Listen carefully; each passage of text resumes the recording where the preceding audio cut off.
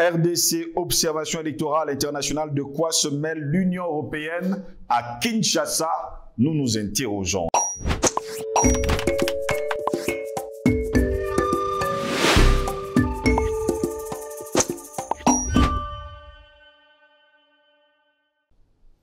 Mesdames, Messieurs, bonjour, très heureux de vous retrouver sur Panafricaniste TV, la chaîne de télévision des panafricanistes. Bienvenue à cette autre édition de Parole panafricaniste. L'Union européenne étudie des modalités d'une mission d'observation électorale en République démocratique du Congo. Une délégation de l'Union européenne va se rendre donc fin juin à Kinshasa. Le but, analyser la possibilité de mettre en place une observation électorale internationale et indépendante à l'occasion des élections prévues en fin d'année. Seulement, on va se rappeler que selon le rapport final de la mission d'observation électorale de l'Union européenne en RDC, ni la présidentielle ni les législatives de 2011 n'ont été crédibles. C'est ce qu'ils avaient déclaré. La faute à une commission électorale nationale indépendante, pas suffisamment indépendante, à de nombreuses fraudes et à l'absence de cours constitutionnels. Vont-ils refaire la même chose au cours de la prochaine élection présidentielle de cette année du côté de février prochain, du côté de la République démocratique du Congo? Dans son rapport final sur les législatives de fin 2011 en RDC, publié le 29 mars de la même année, la mission d'observation de l'Union européenne avait présenté des conclusions sans appel. Elle a considéré que les résultats publiés par la Commission électorale nationale indépendante n'étaient pas crédibles à la lumière de nombreuses irrégularités et fraudes constatées lors du processus électoral. En conséquence, pour l'Union européenne, les scrutins présidentiels et législatifs remportés par Joseph Kabila en 2011, son parti et ses alliés ne pouvaient être valablement pris au sérieux par la communauté dite internationale. Les arguments soutenant cette position, pour le moins tranchés, bien que tardifs, sont nombreux.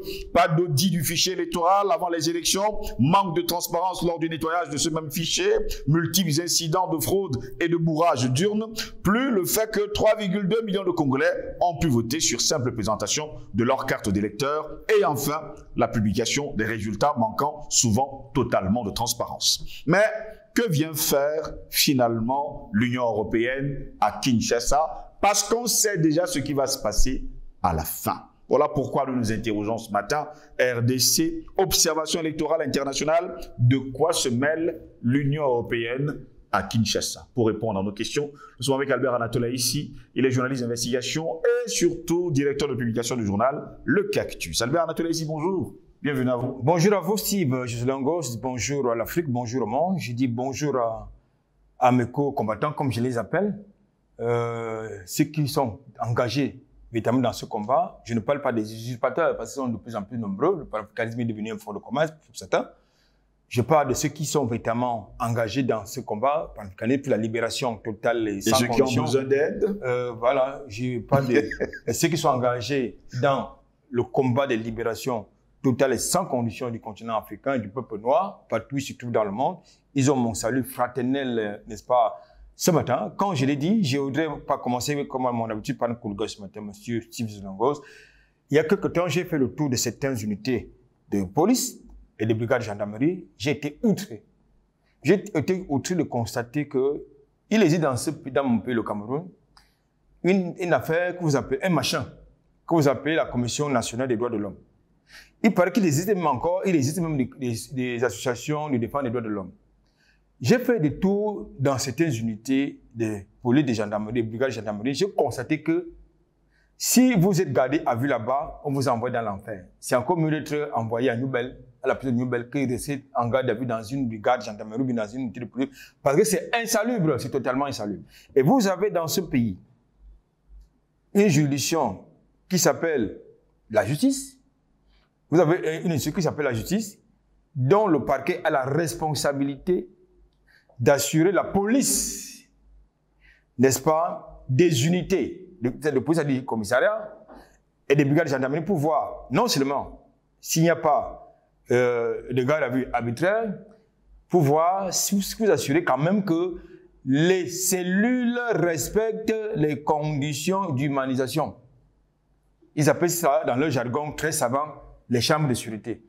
Eh bien, les chambres de sûreté dans mon pays, c'est insalubre. Vous avez des gens vous avez des seaux pleins de caca, des excréments humains, et dans la même cellule, on doit manger aux individus, aux êtres humains comme vous et moi. Merci pour l'invitation. Très heureux de vous avoir, Albert Anatole Haïssi. L'Union européenne étudie donc depuis un certain temps les modalités d'une mission d'observation électorale du côté de la République démocratique du Congo. Et je vous pose cette question, de quoi se mêle l'Union européenne à Kinshasa? En effet, justement, comme vous l'avez indiqué, il y a une élection majeure qui a annoncé à la fin de cette année du côté de la République démocratique du Congo. Je parle d'élection présidentielle. Oui.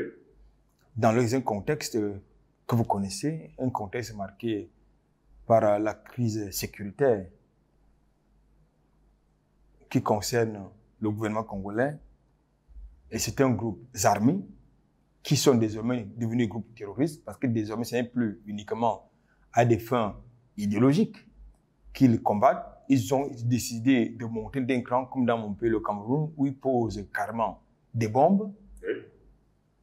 Et ils ont fait pour certains allégeance à l'État islamique, tuent la population civile, violent les femmes, transforment en rôle de manière involontaire et forcée, n'est-ce pas, des jeunes Congolais.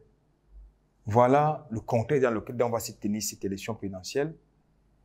Comme si, justement, les autorités congolaises n'avaient pas déjà suffisamment de problèmes comme ça, l'Union européenne, donc, s'invite dans les préparatifs du scrutin présidentiel qui est annoncé, comme je l'ai dit tout à l'heure, à la fin de cette année. J'ai envie de dire que la réciprocité n'a jamais existé en matière d'observation électorale internationale lorsqu'il s'agit d'un pays européen. Et Dieu seul sait combien les fraudes électorales sont légion du côté chez eux, mais leurs médias, leurs leaders d'opinion n'en font jamais cas, comme pour donner l'impression que tout se passe là-bas comme dans le meilleur des mondes possible.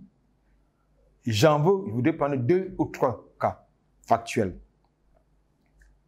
La dernière élection présidentielle en France était-elle crédible?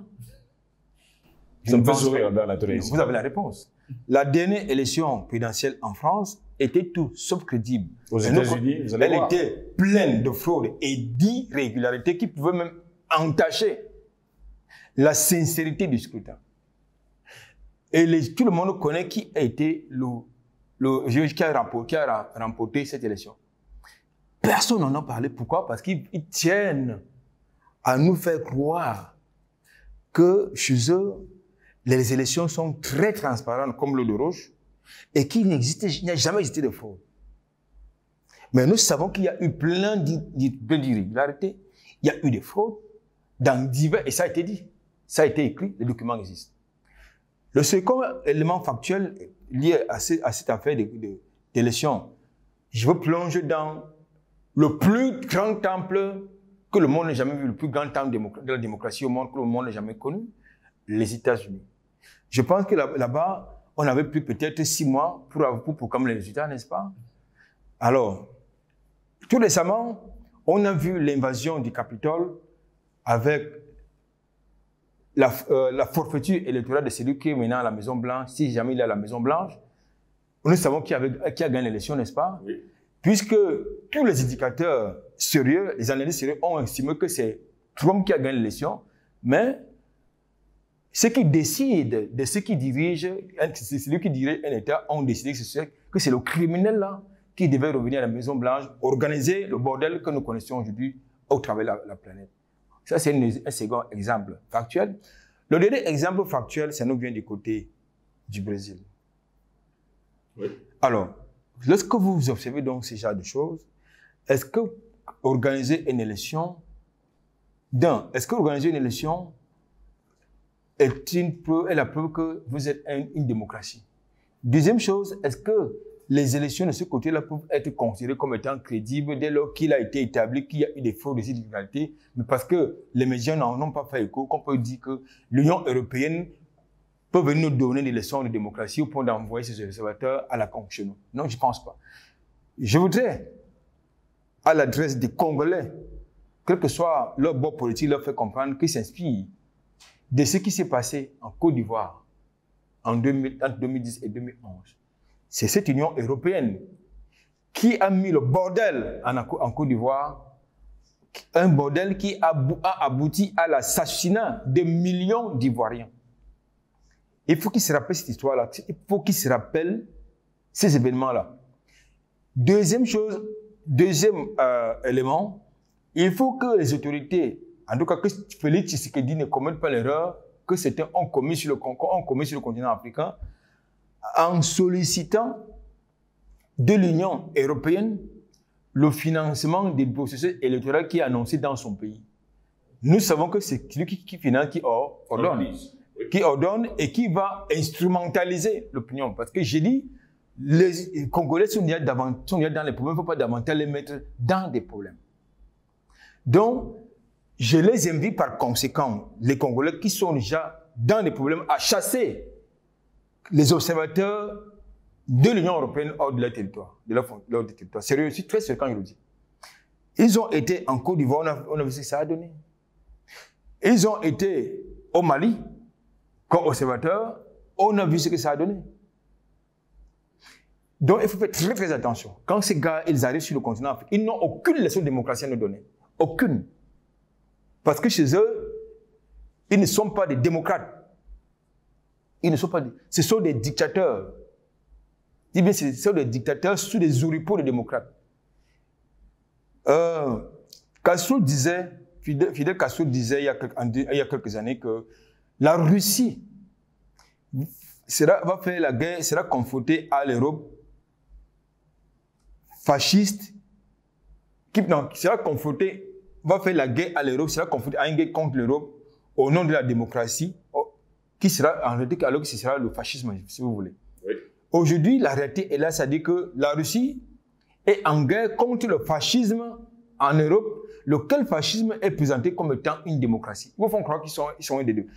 C'est-à-dire quand ils peuvent venir chez vous, vous enfumer et vous mettre en avant la démocratie. Est-ce que c'est des démocrates sont démocrates? Sont les démocrates, ces individus? Ces criminels sont les démocrates? Est-ce qu'ils acceptent la contradiction? Ils admettent la contradiction sur eux. C'est ça, voilà un indicateur de la démocratie.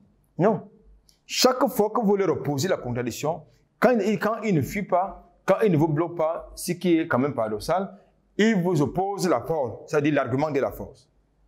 Ce ne sont pas la démocratie. Donc, quand vous cherchez donc, de quoi se met dans l'Union européenne du côté de Kinshasa? L'Union européenne doit se mettre de rien du tout du côté de Kinshasa parce qu'ils n'ont jamais observé les élections du côté des États-Unis, oui, de la France, du Royaume-Uni, ou bien en Allemagne.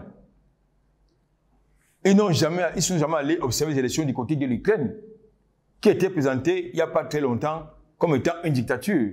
Mais aujourd'hui, celui qui était présenté hier comme étant un dictateur est devenu un modèle, un héros mondial. Je pense qu'il faut arrêter de nous entuber.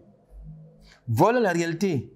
Donc, je pense qu'il faut que les prétentieux de l'Union européenne qui nous les projets d'observation électorale du côté de la République démocratique du Congo s'abstiennent. Je suis en train de demander aux Congolais de les chasser. J'assume ce que je dis. Parce qu'ils vont venir foutre le bordel s'il y a le cas chez vous.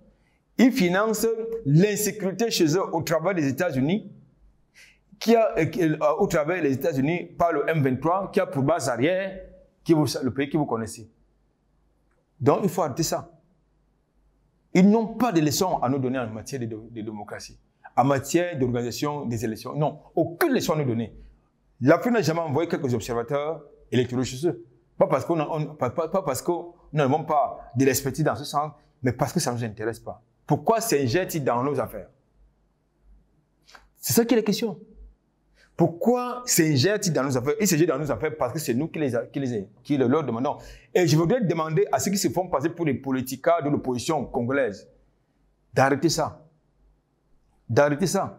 Parce que ce sont eux qui sont en train d'organiser exactement le bordel que nous observons du côté de la République démocratique du Congo. Et entre-temps, leurs enfants sont tranquillement en sécurité quelque part, pas sur le territoire congolais, hors des frontières congolaises. Pendant ce temps, les populations dont ils sollicitent le suffrage, leurs enfants sont en train de souffrir, en train d'être violés, en train d'être tués. Il faut faire très attention. Dans le contexte, justement, de la souveraineté pour laquelle nous nous battons, pour l'indépendance totale et sans condition de l'Afrique que nous sollicitons et que nous voulons, on ne peut pas accepter ça. On ne peut pas armer ça, M. Tshisekedi. On ne peut pas. Jusqu'à preuve de contraire, Albert Anatola, ici, est-ce que le gouvernement congolais va refuser la présence de l'Union européenne pour, on va le dire comme ça, observer ces élections, puisqu'ils étaient déjà là lors des derniers scrutins? Je pense qu'il leur appartient de tirer les leçons. Je crois qu'ils ont suivi le rapport qui avait été fait. C'était pas du tout un rapport, même si on n'avait pas besoin qu'on a rien à foutre de leur rapport. C'était pas un rapport lénifiant. Oui. C'était un rapport à charge. Comme quoi, comme il y a eu des irrégularités dans cette élection-là, il fallait que les partis lésés sautent dans la rue avec leurs partisans. Et vous savez ce que ça veut dire, non? Ça veut dire que lorsqu'il y a une contestation post-électorale, ça aboutit à quoi? À la guerre civile. Et donc, il leur appartient de tirer des leçons du passé. J'ai suivi un narratif lors du passage, lors du pèlerinage de Macron de ce côté-là. Et que, lors du passage de Macron de ce côté-là, il a été rappelé la conscience collective, la conscience congolaise, quoi, que l'Odrian avait estimé que c'était quoi, un compromis à l'africaine. En quelque sorte, il y avait des choses à l'Odrian, il a des choses à dire. Il a un point de vue à donner en ce qui concerne l'organisation d'une élection du côté de la République du Congo. C'est en dehors des frontières françaises. Donc, il considère la République démocratique du Congo, il considère la Côte d'Ivoire, le Sénégal, le Cameroun, comme Mayotte, comme l'île de la Réunion, c'est-à-dire un département outre-mer français, du grand n'importe quoi. Donc, je pense qu'il faut que les autorités, le gouvernement congolais, tirent les leçons. Si Félix Tshisekedi Tshilombo s'inscrit dans ce que nous pensons qu'il est, c'est-à-dire dans le nationalisme, dans le panafricanisme. Bon, en fait, il n'est pas panafricaniste. Merci. Dans le patriotisme. S'il s'inscrit dans le patriotisme, nous lui suggérons d'éviter d'associer l'Union européenne. Nous savons qu'il a beaucoup d'amis de ce côté-là. Plus c'est que quand il est arrivé aux affaires, avant son arrivée aux affaires, il a fait le tour de l'Europe. Des Belges, je vous rappelle. J'ai dit, il a fait le tour de l'Europe. N'est-ce pas? La plupart des Congolais sont plus ou moins belges. Mais j'ai dit, il a fait le tour de l'Europe. Mais qu'il épargne aux Congolais les souffrances, davantage de souffrances, parce qu'ils souffrent de la situation actuelle. Et il faut qu'il prenne des responsabilités, parce que la responsabilité qu'il a prise vis-à-vis des Congolais, c'est d'assurer la protection de leur sécurité. Il n'a pas encore rempli ce contrat, puisque ils se font tuer tous les jours, les enfants sont violés, leurs maisons, leurs biens sont détruits. Ils sont déplacés. Ils sont devenus déplacés internes ou externes. Deuxième engagement qu'il a pris devant les Congolais, assurer l'intégrité, l'inviolabilité, l'intégrité territoriale du Congo, ce qui n'est pas encore le cas. Donc, il faut qu'il leur épargne, justement, une autre inclusion malheureuse de l'Union européenne dans les contradictions internes n'est-ce pas, de la politique congolaise. Albert Anatola, ici, peut-on aller à une élection présidentielle sans faire le recensement de la population? Parce que jusqu'à preuve contraire, le dernier recensement du côté de la République du Congo date vraiment de très loin. D'ailleurs, l'Union européenne reprochait déjà aux Congolais en 2011 qu'il y avait 3,2 millions de Congolais qui ont voté avec juste la carte nationale d'identité. Je n'ai pas envie d'entrer dans ces genres de contradictions. Oui.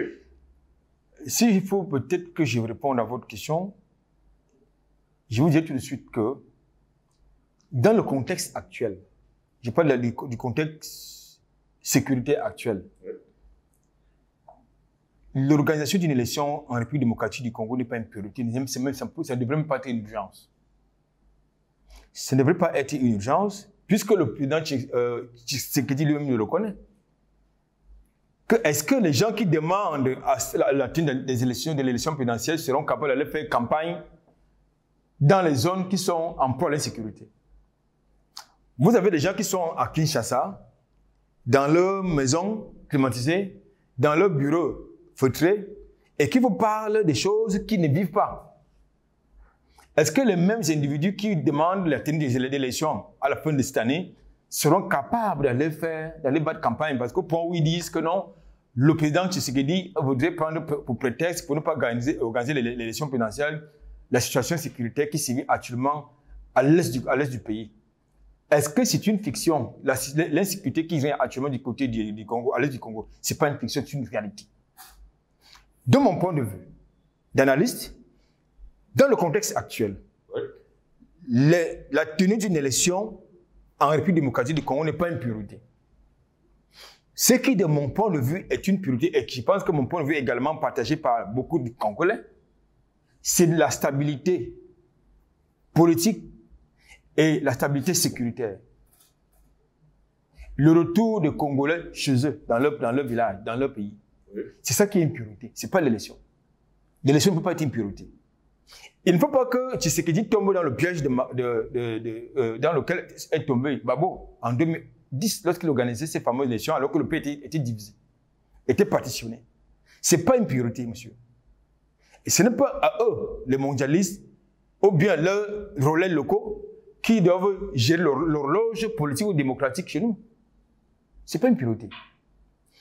Le recensement, vous pouvez justement, le recensement n'a pas pu avoir lieu parce que du fait des mêmes problèmes d'insécurité. Et vous voulez donc qu'on reprenne avec les mêmes paradigmes, les mêmes contradictions, c'est-à-dire qu'au demain, on vous dirait que non, un pays qui compte plus de 100 millions d'habitants, vous n'avez que moins de 10 millions qui ont voté. Bon, dans tous les cas, est-ce que, selon le code électoral congolais, est-ce qu'il existe un quota d'électeurs à prendre, à ne pas prendre en compte pour crédibiliser une élection? Je ne pense pas qu'il existe un quota. Oui. Jusqu'à preuve du contraire, sauf si peut-être quelqu'un va me contredire. Donc, mais non, pour ne pas violer la liberté de s'exprimer des Congolais, je pense que c'est de bon ton, en dépit des pressions des mondialistes qui ont l'art de se mêler de nos affaires, de repousser cette élection. Et ici, Tshisekedi est aussi courageux qu'il me paraît, et devrait tenir ce langage de vérité, leur faire comprendre que si vous voulez que je maintienne justement le calendrier électoral, vous devez soutenir le Congo à ramener à la stabilité dans son pays pour que les choses se passent normalement. Si ce n'est pas le cas, on renvoie cette affaire-là. Ce n'est pas une priorité pour les Congolais. Aujourd'hui, les Congolais ont besoin d'être chez eux, de manger à leur faim, de vivre en paix. Et puis les élections, ça donne quoi? Ça donne absolument rien. Justement, je voulais vous poser cette question. Que donnent d'ailleurs les élections si tous les Congolais n'arriveront pas à voter? On nous parle aujourd'hui de plus de 95,89 millions de Congolais. Est-ce qu'avec ce pays qui est en guerre depuis longtemps et dont les Congolais meurent d'ailleurs tous les jours, est-ce que tous les Congolais pourront voter? Du tout. Du tout. Du tout. À quoi ça sert donc d'organiser l'élection présidentielle? Justement, non. Il faut qui font pression. C'est ceux qui font pression qui tiennent à ce qu'une élection soit organisée parce qu'ils veulent positionner, comme d'habitude, un larbin pour servir leurs intérêts, ni plus ni moins. Ce n'est pas au nom de la démocratie. C'est leur pression non rien de démocratique. Ça n'a rien à voir avec les intérêts des Congolais. Attendez, ils sont plus souciés des intérêts du bien-être des Congolais que les Congolais eux-mêmes. C'est de l'imposture, c'est de l'escroquerie, du mensonge. Vous ne pouvez pas être plus soucieux des intérêts des Congolais que les Congolais eux-mêmes. C'est de l'imposture, monsieur Tivio Dongos. Il faut que les choses soient claires. Il faut que les choses soient claires. Oui. Donc, nous pensons que, et j'insiste là-dessus parce que je suis un Africain, je connais les problèmes de l'Afrique, de la plupart des pays africains, notamment de l'Afrique subsaharienne. La priorité des Congolais, aujourd'hui, c'est de vivre en paix, sans entendre les buts de balles, de mortiers qu'on sort, de manger à leur faim, d'évacuer tranquillement à leurs occupations, d'envoyer les enfants à l'école. C'est pas une élection, parce que nous savons que les élections, c'est de l'imposture. Même chez eux, les élections, ça vaut quoi? Ça vaut rien du tout. Ça vaut rien du tout. La preuve, c'est que Macron a été mal élu. Il faut le dire, n'ayant pas des mots. Il y a eu des irrégularités. Macron a été bien élu. Macron a été imposé par l'État profond français. Pas de mondialisme. Macron, c'est de l'imposture. Il faut qu'on soit sérieux. Merci à vous, Albert Latola, ici d'avoir été des nôtres ce matin. Mesdames, Messieurs, c'est ici que s'achève cette édition de Parole panafricaniste. Au plaisir de vous retrouver très prochainement. Vous connaissez toutes nos pages sur les réseaux sociaux, Facebook, YouTube, Instagram, TikTok. Restez nous fidèles et très bientôt, nous serons sûrement dans les chaumières. Bonne journée à toutes et à tous.